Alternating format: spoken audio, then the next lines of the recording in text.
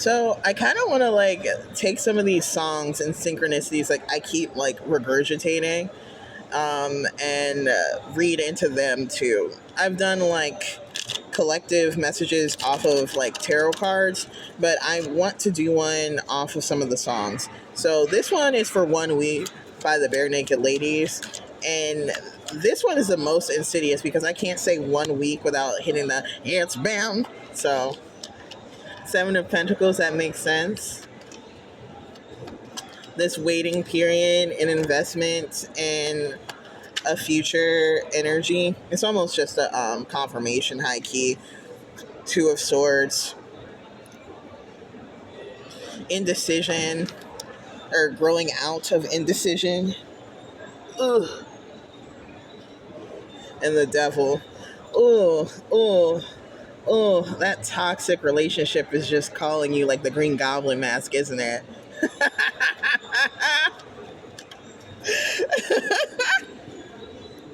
Oh my god. Like the One Ring. You feel like Gollum right now. Four of Wands in reverse, I think, is that energy. Yeah, it's like, come home to me. Bro looks like evil Kermit. Like, what the fuck?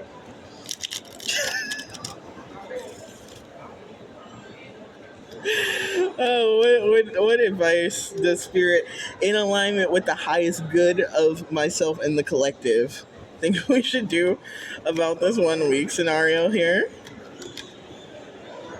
We gotta leave that dusty shit alone, chat. You gotta remember who you are and like how your relationships are not only a reflection of yourself, but how people in the energy around you assume is like the highest reality here.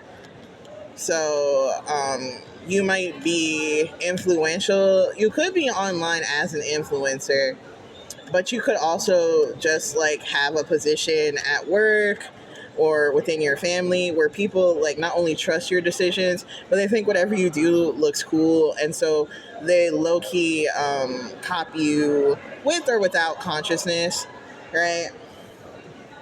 And I feel like it's in a cool way most of the time. Like, it's, I think you've like come to terms with like that's your role in the space. You kind of determine what is cool and what's not cool. And so it's like when you keep coming back to why do I want to call him Old Dusty Charles? Who the fuck? I don't even know anyone named Charles. When you want to come back to Old Dusty Charles. Sorry, Charles. Sometimes I'd be saying names, and it's like 99% of the time it doesn't affect anybody, but someone named Charles Washington is like, or their partner's Charles is like, oh, how does she know? I think you should be building to a, I'm hearing euphoric reality for yourself. And sometimes building towards that euphoric reality, and that's the 10 of Cups and the 8 of Pentacles. I kind of flashed that real quick. It requires like slowing down and like readjusting your course. It's almost like if you're on a horse, no Terry Crews, and you're going, I don't know, how many horsepower can a horse go? You're going 35 horsepower on that horse, bro. You're not going to be able to make that turn. You're going off a cliff. You're hitting that you're dying like key. So it's like you need to like really slow down. Not just your relationships. Your relationships might be like one of those like parallel moments, one of those things where it's like indicative of your life as a whole. Pun intended, I guess. If you participate, where you might be so in like autopilot that you're not really recognizing a need to recalculate, need to change course. You might not even be fully tapped in to where your GPS sent you. It's almost like, you know, I don't know if it's still like this, but there was like a time, and it still happens from every now and then with Apple Maps or Google Maps, where you put in your destination and you don't think about it and you just start going, and then you look at the map and it's taking you halfway across town because it's like the street name you want to go to, and then there's a street name with like an extra E on that shit, and you're like, whoa, hey, I don't actually want to go there, bro. So I think this is a time to really focus on the fine details. I don't know if you put detail oriented on your resume and that shit was just a lie, but you might need to actually be detail oriented right now.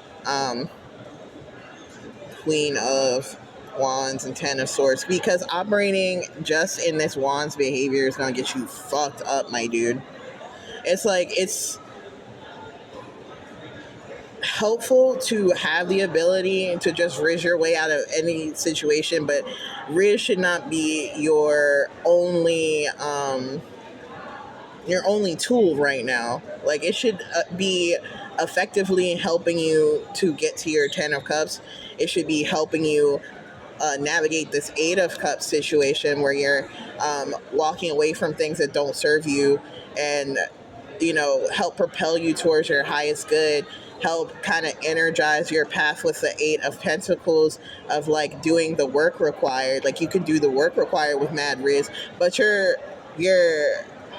mental strategy should not just be, I'm gonna riz my way through it. You should have a plan, bro. And not only should you have like a goalpost for your plan, you should have more strategy. Coming back into that like 7 of cups, not 7 of cups, 7 of pentacles energy. Because once you kind of like solidify your strategies, plans towards your goal, you might find that it's not that you don't want relationships, energies, the devil came out, addictions that like make you feel good. It's just that like they don't really fit within the plan, right? And it's not to say that they didn't fit into the plan before, but that's why you're doing your recalculations here. At this time of your life, you're going to be very magnetic, because have you seen you lately? Come on, baby, you look amazing. And it's like you're just radiating that energy that everyone kind of wants a piece of you. So there's going to be a lot more distractions, and the distractions are going to be far more delicious than they've ever been in your entire life, bro. And I want to say you shouldn't let those like addictions prop you up. Like, I was tempted to say that, but like my phone is literally being propped up by some cigarettes right now. So some of these addictions actually might serve you, but I think you really need to sit in reflection of whether or not that's the case, or if you're just like, oh, it serves me, just so you could do it, right? And you haven't actually thought about like, what is it serving into? And by that same thought pattern, what is it taking away from? Because everything is like I'd like to see my life as a decision tree, right?